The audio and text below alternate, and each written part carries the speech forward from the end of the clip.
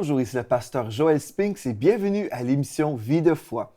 Aujourd'hui, j'ai le plaisir de recevoir dans les studios une sœur que nous aimons beaucoup, Martine Blanchette. Bonjour Martine. Bonjour, pasteur Joël. Bien, gloire à Dieu, je suis content de te recevoir aujourd'hui à l'émission Vie de foi. Je suis très heureuse d'être ici. Ah, bien, gloire à Dieu. Cette semaine, on va commencer une étude biblique sur les arts, la place des arts dans l'Église. Et vraiment, je crois que Dieu veut restaurer les arts. Et je sais que toi, tu es une passionnée des arts depuis des années, en fait. Hein? Et puis, juste pour te présenter, pour nos amis qui vont apprendre à te connaître cette semaine, tu es la directrice des arts à l'Église de la Victoire. Et puis ici, chez Enseigne-moi, tu es également responsable du département du doublage. Exact. Donc, la voix qu'on va entendre bientôt, Catherine Coleman, c'est toi, en fait. Oui, c'est toi l'artiste qui est derrière cette voix-là. Oui, parce qu'en fait, il faut être artiste aussi pour bien doubler les voix. Donc, je t'invite un petit peu à partager ta passion. Pourquoi tu aimes les arts, là, Martine? Eh bien, il me semble que j'ai toujours aimé les arts. En fait, le premier souvenir que j'ai de moi étant enfant, c'est... j'étais en robe de nuit avec mon petit bonnet. Et puis le matin, alors que personne n'était levé, moi, je dansais, puis je m'imaginais en train de faire des spectacles ou des choses. Et j'avais ce désir de m'exprimer d'une façon artistique avec tout mon être. Okay. C'est vraiment ça. Bien, c'est super. Et puis, moi, je me considère pas artiste, mais en fait, je suis d'une certaine façon. Puis on va en parler. Je pense qu'il y a des fois des personnes qui peuvent écouter une émission comme ça aujourd'hui et s'imaginer, ah, OK, ça va être une série sur les arts. Bien, moi, je ne suis pas artiste. Mais attendez un instant, parce que vous allez découvrir que peut-être vous êtes un artiste. Et je me souviens, quand j'étais en Alberta, il y a eu un temps assez fort dans le corps de Christ où l'Esprit de Dieu est en train de souligner l'importance de valoriser les arts. Et même, il y a un mouvement, si on peut dire comme ça, là, un mouvement de l'Esprit à Kelowna, en Colombie-Britannique, où il y avait beaucoup de ministères prophétiques qui disaient qu'on avait mis de côté les arts. Et Dieu, en tout cas, l'Esprit de Dieu voulait souffler là-dessus, parce qu'il y avait des dons et des talents que les gens avaient reçus, mais que les gens avaient retenus. Et peut-être qu'il y avait toutes sortes de raisons. Hein. Des fois, on a cru que certains passages des Écritures nous disaient qu'on ne devait pas faire des objets artistiques, par exemple, à cause de l'idolâtrie, tout ça. Et pour toi, Martine, est-ce que tu as déjà justement rencontré des gens qui s'opposaient aux arts? Parce que toi, tu es une passionnée, sûrement en parlant des arts, peut-être dans le monde chrétien, tu as vécu un peu d'opposition? En fait, j'ai pas nécessairement rencontré des personnes précisément, mais c'est plus des mentalités. Parce que, bon, avec un peu ce que j'ai fait, j'ai été appelée à me déplacer souvent pour des voyages missionnaires, par exemple, ou pour différentes choses dans ma vie. Et par le fait même, j'ai visité certaines églises et on sent ou on voit lorsqu'il y a... je ne sais pas si on peut associer ça à un esprit religieux ou je ne sais pas, mais... souvent, on sent qu'il y a un manque de liberté ou d'expression, justement, au niveau artistique. Et par contre, j'ai souvent entendu des choses comme, ben, il ne faut pas, justement, fabriquer d'images, faut pas... Parce que c'est basé sur un verset d'Exode Exode 20, 4 et 5, versets 4 et 5. Et en fait, mais ce qu'on voit plus tard, dans ce même passage, c'est que c'est pas nécessairement de fabriquer une image qui est mauvais, mais c'est de l'adorer. Oui. Donc, tout le long de la parole, on revoit cette chose-là qui explique simplement que c'est pas l'ouvrage des mains de l'homme qui est un problème, parce que Dieu est créateur et nous sommes aussi créateurs. Mais ce qui est un problème, c'est lorsqu'on adore ce qu'on a créé. C'est ça. Au lieu d'adorer Dieu. Le texte Dieu. dit, hein, je vais le lire dans Exode 20, verset 4, il est écrit « Tu ne feras point d'image taillée et de représentation quelconque des choses qui sont en bas dans les cieux, en haut dans les cieux, qui sont en bas sur la terre et qui sont dans les eaux, plus bas que la terre. Tu ne te prosterneras point devant elles et tu ne les serviras point, car moi, l'Éternel, ton Dieu, je suis un Dieu jaloux. » Donc, à cause de ce passage-là, il y a eu des gens qui ont eu cette mentalité-là, justement, qu'on ne doit pas rien faire. Donc, même des fruits, par exemple, faire des fruits comme un objet artistique avec des fruits ou des toiles même, il y a des gens qui se sont opposés et pourtant, on voit que, bon, il y a des églises qui vont avoir beaucoup de peinture, des toiles comme ça, là. Mais aussi, on voit qu'il y a de l'idolâtrie dans certaines églises. Donc, on peut penser aussi qu'il y a sûrement une réaction par rapport à ça aussi, là. Oui. Oui, c'est ça. Et au cours de l'histoire de l'Église, il y a eu vraiment des moments où l'art était vraiment utilisé beaucoup. Mais il y a eu d'autres périodes aussi où il y a eu vraiment comme un interdit par rapport Ouais. aux arts. Et tout ce qui était expression artistique ou même tout ce qui pouvait même peut-être procurer du plaisir à regarder, c'était même proscrit. Il y a un exemple qui me vient en tête. Augustin, qu'on appelle Saint-Augustin, justement, dans ses écrits, il parle justement par exemple, des louanges ou des cantiques ou de l'adoration qu'il pouvait offrir à Dieu. Et il en était venu à un point où il disait que même le moindre plaisir qu'il pouvait éprouver à chanter des louanges à Dieu, c'était pas bon parce qu'il éprouvait lui-même du plaisir. Wow. Donc, il en était venu à simplement dire et non pas chanter. Et plus de mélodie, pas de musique, pas rien qui accompagnait la louange. Donc, c'était que des mots. Wow. Parce que quand il y avait de la musique, ça exaltait l'âme, ça amenait un plaisir. Alors, on voit à quel point c'est une conception erronée, parce que Dieu nous a créés aussi pour justement chanter avec joie, à nous exprimer de tout notre être, puis d'une façon vraiment pour l'adorer, et non pas en étant privé comment je dirais, de cette expression que lui-même il nous a donnée. C'est ça, mais il y a toutes sortes de courants dans le corps de Christ. Donc, on voit qu'il y a eu un temps où les arts ont vraiment été célébrés. On voit aussi qu'il y a eu un moment où, bon, on a ouvert la porte à l'idolâtrie. Ça, c'était mauvais. Et là, on voit des fois des réactions. Même, il y a certaines églises aux États-Unis qui empêchent l'utilisation des instruments. Où c'est juste des rignons, et en fait, ils chantent très, très bien, c'est a cappella, c'est très, très beau. Mais quand on réalise les raisons pourquoi on a banni les instruments, on réalise que, bon, on a fait fausse route à ce niveau-là. Donc, moi, je crois, cette semaine, ce que Dieu veut faire, il veut vraiment aider des personnes qui sont à la maison, qui ne sont pas actifs dans leur église locale et qui sont peut-être artistes et ils ont toutes sortes de dons en dedans, mais qui sont refoulés ou refoulés, je ne sais pas trop, refoulés. Oui. Et puis, et Dieu veut vraiment comme vous libérer. Parce que je crois, vous savez, les arts ont été utilisés par Satan, par le royaume des ténèbres.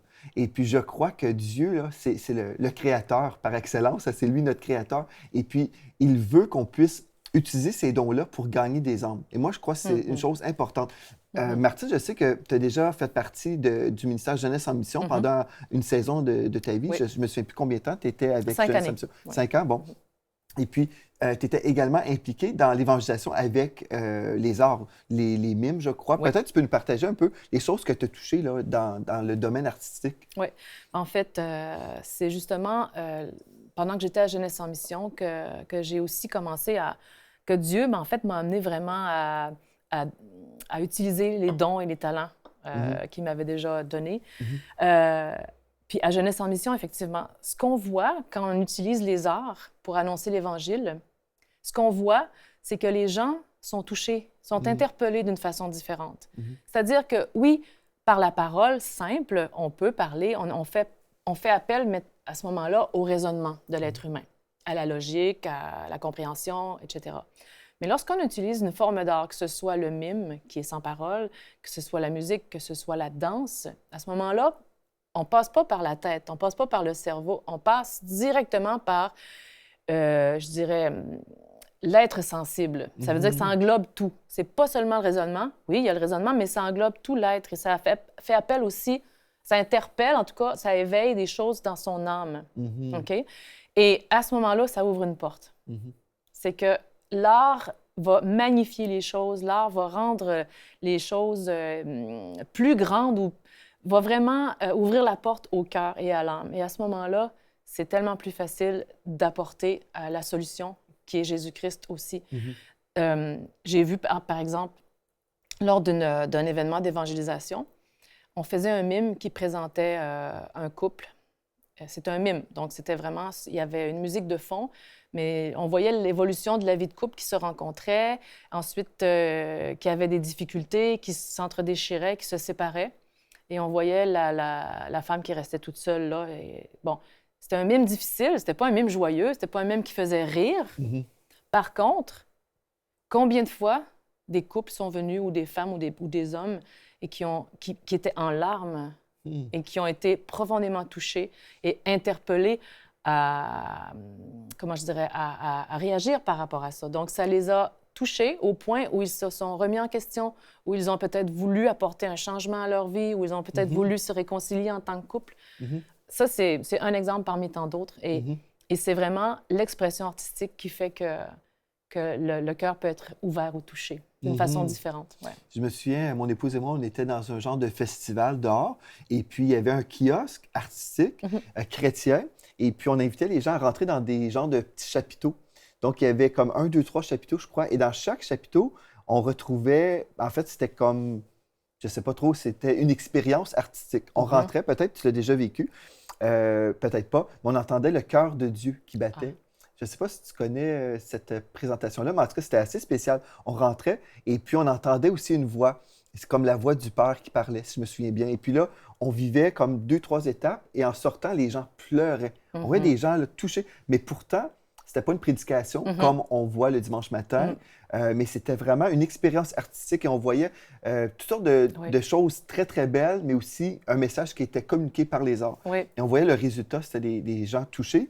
Et là, quand les gens étaient touchés, il y avait des équipes qui étaient là pour leur remettre un Nouveau Testament et puis ensuite poursuivre avec eux dans le cheminement spirituel là, pour qu'ils puissent vraiment se donner entièrement au Seigneur. Tout à fait. J'ai déjà entendu parler de choses comme ça. Oui, exactement. C'est comme un montage qui est fait, une installation, en fait. Une installation qui est faite pour que les gens puissent justement vivre des choses d'une façon différente puis être interpellés d'une autre façon.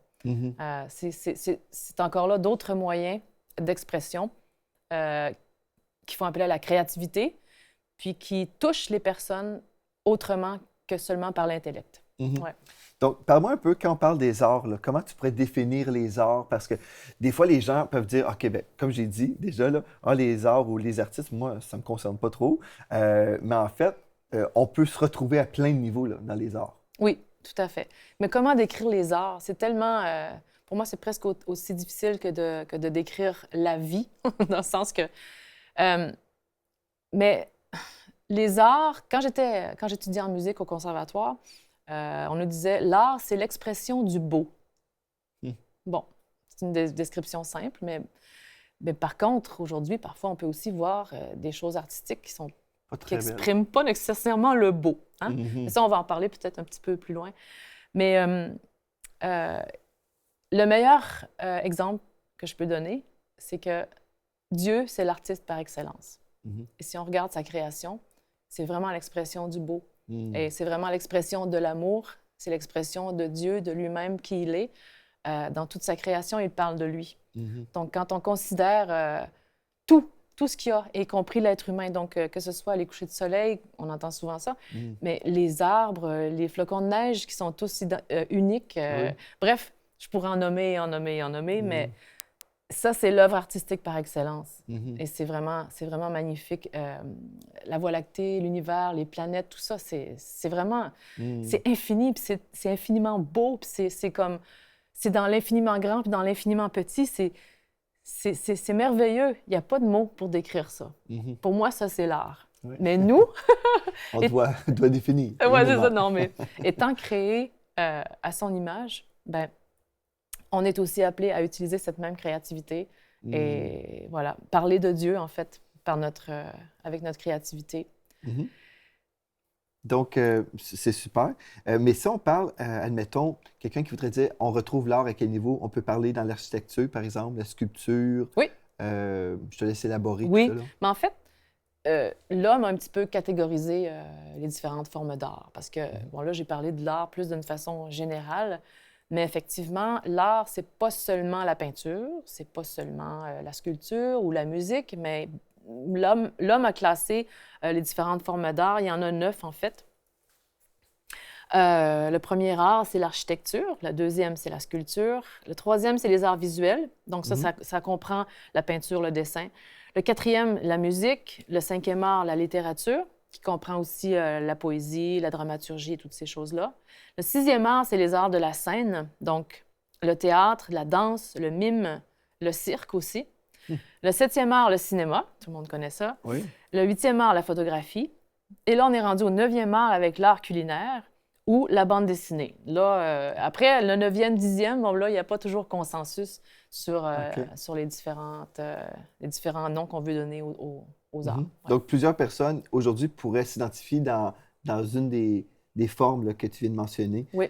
Comme il y a plusieurs personnes qui aiment la photographie aussi Oui. et qui diraient, bon, c'est ça, des fois, on ne se voit pas nécessairement artiste quand on aime la photographie, mais en fait, c'est une forme d'art aussi. Là. Tout à fait. Donc, il y a plusieurs choses qu'on peut développer. Et imaginez, quand on mentionne ces formes d'art-là, il y a des gens à la maison qui aimeraient servir le Seigneur avec les dons que Dieu a donnés et des passions aussi. Et je crois que Dieu veut vraiment nous libérer cette semaine. Parce que si on peut commencer à même s'ouvrir le cœur, s'ouvrir la vision, je crois qu'on va vraiment pouvoir rejoindre plus de personnes. Parce que tout ce que Dieu nous donne, bien, c'est pour les autres. Hein? C'est oui, pour nous, on aime ça, là, parce que Dieu aime nous bénir personnellement, mais les dons que Dieu nous donne, c'est pour les autres aussi, qu'on soit des canaux de bénédiction. Et puis, moi, je crois, les arts ont été mal utilisés par le royaume des ténèbres. Et puis, même quand on parle de cinéma, par exemple, tout à fait. Tellement de choses qui sont terribles, mais avec le Seigneur, comme ici avec un MCTV, on peut prendre les médias, puis c'est pas, on ne retrouve pas un classement média, là, mais ce qu'on fait, bon, il y a des choses artistiques qu'on fait qui sont dans les médias aussi. Bien, là, on est en train de reprendre ce que l'ennemi a volé à l'Église, en fait. Puis on dit non, ça nous appartient, ça. Et Dieu est le créateur. Satan n'est pas le créateur, il est l'imitateur, n'est-ce pas? Donc, exact. Nous servons le grand Dieu et on ne devrait pas laisser les dons de Dieu dans le royaume de Satan et dire, bon, vas-y, et puis fais toutes sortes de choses terribles, illustre ton royaume. C'est ça qu'il fait, en fait. Mais non, on reprend notre héritage et on dit, c'est à nous. Et puis, on veut proclamer le royaume de Dieu, en fait. Et puis, c'est certain, comme tu disais, Martine, on fait juste regarder dehors, là. Moi, j'étais chez moi hier, je priais sur mon ballon d'exercice, comme je fais toujours. Je regardais dehors, par la fenêtre, et puis je voyais ma cour extérieure, mon jardin et les arbres, et puis j'étais... Wow, c'est beau chez nous. Ah oui, moi, je suis souvent comme ça oui, aussi, ouais. J'étais comme tellement béni, puis je me dis, ça, c'est mon Dieu créateur qui a Amen. tout fait ça. Puis on voit comment Dieu est grand et merveilleux, et puis sa création est un reflet de sa grandeur aussi. Hein? C'est qu'on est là, on est tellement comme... en admiration. En admiration c'est vraiment devant ça. la création de Dieu. Ouais. Et je pense que c'est l'heure pour nous, dans la francophonie, on doit reprendre ce qui nous appartient. Et je crois qu'il y a des pasteurs même qui sont là, qui sont peut-être pas sensibles ou comme conscients qu'il y a des dons qui dorment dans l'Église. Je me souviens, Martine, quand tu es arrivée à l'Église, là, 7 ou 8. Au début. Au tout début, là, l'Église, je pense, on va avoir 7 ans. Ouais. On bientôt a déjà, 8. Bientôt 8, Ouais. ça passe tellement vite. Donc, on va avoir 8 ans. Et puis, tu es arrivé au tout début. Et puis, je me souviens, quand je t'avais rencontré, je voulais connaître un peu tes dons parce que pour moi, c'est important. Quand une personne arrive, Dieu a déposé des dons dans cette personne et je veux m'assurer que ces dons-là puissent être célébrés. Donc, je parlais avec toi un peu, puis tu me racontais ton parcours, que oui, tu avais été au conservatoire en musique et puis tu avais été avec Jeunesse en mission, tout ça. Et puis après, j'ai dit, ah, ben c'est merveilleux, tu as cette passion parce que si on peut te célébrer dans ta passion, bien, c'est certain que bien, toi, tu vas être béni et puis le corps de Christ va être béni aussi. Et je crois que Dieu veut faire ça, pas juste avec toi, là, mais que d'autres pasteurs puissent dire aussi, OK, il y a peut-être des personnes dans mon Église qui ont des dons qui ne sont pas encore exploités dans le bon sens du terme. Et depuis que tu es arrivé, on a fait des pièces de théâtre. Hein, tu as monté des pièces de théâtre, pas simplement pour l'Église, mais tu as été aussi appelé par d'autres églises qui ont vu ce que tu faisais. Faire des comédies musicales. Oui, des comédies musicales et tout ça. Moi, je suis assez limité dans ma compréhension artistique, là. Mais tu as fait des belles choses, des mimes, des danses. Tu as fait aussi des présentations, comment on dit, en tout cas tes cartes et tout ça. Là, le mot m'échappe, là. Ben, les peintures, différentes choses comme ça, de l'artisanat. L'artisanat, c'était le mot que je cherchais. Donc, il y a tellement de formes artistiques. Et puis, il y a des gens dans l'Église aussi qui se retrouvent là-dedans, qui ne veulent jamais servir ailleurs, mais dans les arts, ça m'intéresse. Donc, il y a tout un monde à développer, je crois, dans le corps de Christ francophone. Parce que dans le monde anglophone, comme j'ai mentionné, à Kelowna, ils sont super artistiques, là. Il y a beaucoup de personnes qui sont déjà libérées, relâchées. Et puis, aujourd'hui, bien, je pense que si on veut y arriver vraiment cette semaine à relâcher des gens, bien, on commence avec les pasteurs. Et puis, au moins, vous ouvrir, en tout cas, semer une pensée. Semer une pensée dans votre cœur pour que vous puissiez commencer à croire que peut-être Dieu veut qu'on puisse élargir notre vision parce que sa vision est tellement grande et glorieuse. Exact. Et puis, si on commence à s'ouvrir l'esprit, bien là, on peut commencer à voir aussi des choses changer dans nos églises. Et puis finalement, même au-delà d'un culte du dimanche, là, il y a tellement de choses qu'on peut faire. Tout à fait. Oui. Donc, si on revient au passage qu'on a lu ensemble, où il y avait cette interdiction-là, concernant la création d'images taillées, tu as mentionné, Martine, qu'en fait, le but de ce texte-là, c'était simplement pour éviter l'adoration ou en tout cas l'idolâtrie, finalement. Ouais.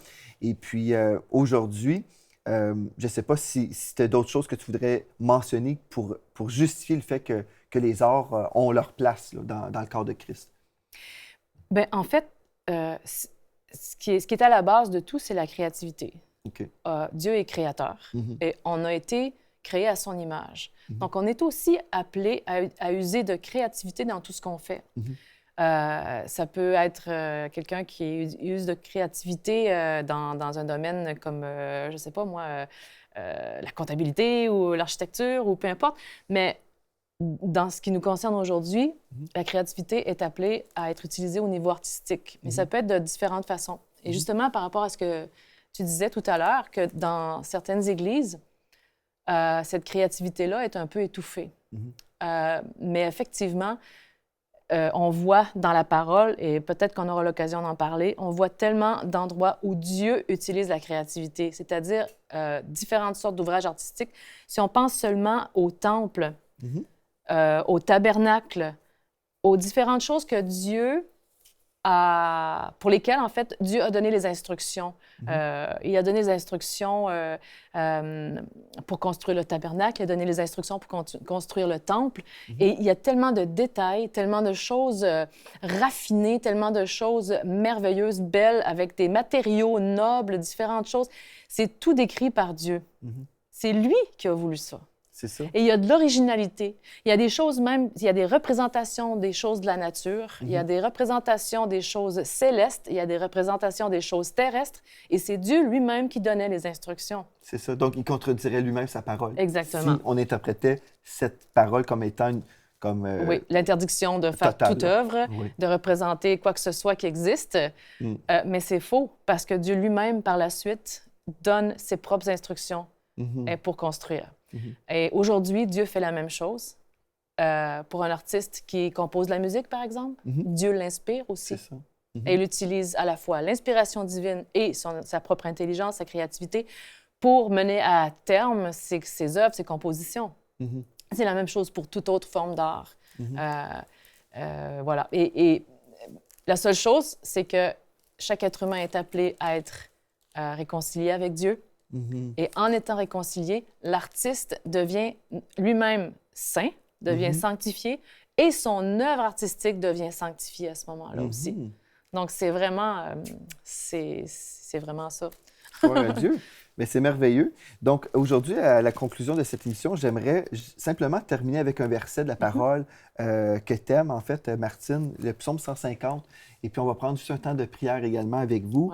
Pour toutes les personnes qui aimeraient aujourd'hui commencer à recevoir de Dieu peut-être la vision pour votre ministère artistique, parce que je crois que Dieu, justement, veut relâcher les gens.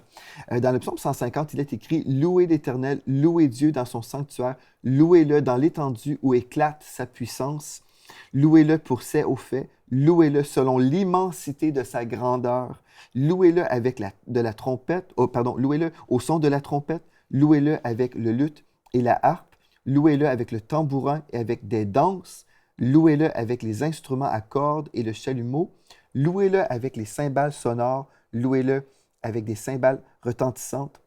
Que tout ce qui respire loue l'Éternel, louez l'Éternel. Et puis, oui, Dieu nous appelle justement à le louer avec toutes ces formes artistiques qu'on retrouve dans ce texte, juste dans ce passage-là. Donc, si on lit notre Bible, on ne devrait jamais exclure les instruments en lisant ce texte. C'est comme impossible.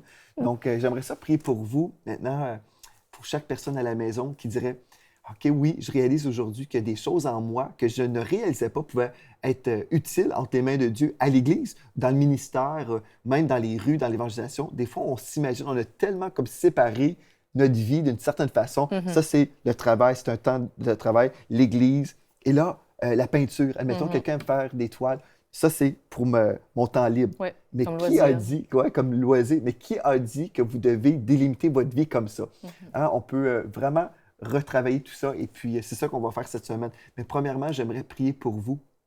Donc, au nom de Jésus, je veux prier pour chaque personne à la maison en ce moment qui ont été touchés par cette émission, qui ont réalisé aujourd'hui, ah bien, il y a des dons. Dieu m'a donné des dons et je veux vraiment les mettre entre les mains de Dieu. Je veux que ma vie devienne un chef-d'œuvre pour Dieu, en fait. Je veux vraiment être un instrument entre les mains de Dieu pour être vraiment une personne qui va glorifier son nom. Donc aujourd'hui, je veux m'accorder avec vous, chaque personne à la maison qui dirait, oui, je veux être un instrument entre les mains de Dieu. Je prie que le Seigneur vous visite et que Dieu se révèle à vous. Et j'appelle aujourd'hui même, par le Saint-Esprit, qu'une armée se lève, une armée d'artistes se lève aujourd'hui. Et ce n'est pas limité à un type de ministère, ce n'est pas limité simplement aux personnes, aux adolescents, ou aux jeunes adultes, des fois où on s'imagine, bon, eux vont dans Jeunesse en mission, par exemple. Non, mais que tous ceux qui ont reçu ces dons-là, qui puissent les donner au Seigneur et que le vent de l'Esprit puisse venir et qu'on puisse voir vraiment des gens glorifier le Seigneur avec des dons qui viennent de Dieu et qu'on puisse vraiment apprécier ces dons et dire, Seigneur, je ne veux pas gaspiller les dons que tu m'as donnés, mais je veux te les remettre et que ton nom soit glorifié par les dons que tu m'as donnés.